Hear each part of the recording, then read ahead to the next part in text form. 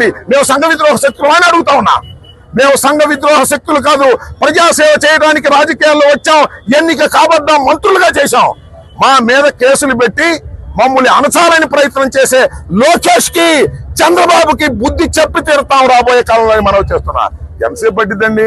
కాలం గిర్రని తిరిగి వచ్చేసింది. ఓ సంవత్సరం అయిపోయింది, ఇక 3 సంవత్సరాలేగా, మధ్య ఇంకో సంవత్సరం ఎలక్షన్లేగా. కాబట్టి కాలం గిర్ర తిరిగి వస్తుంది.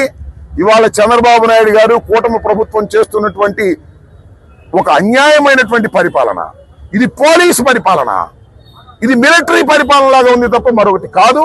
వీటన్నిటినీ ధైర్యంగా ఎదుర్కొంటామని కూడా మనవి చేస్తున్నా.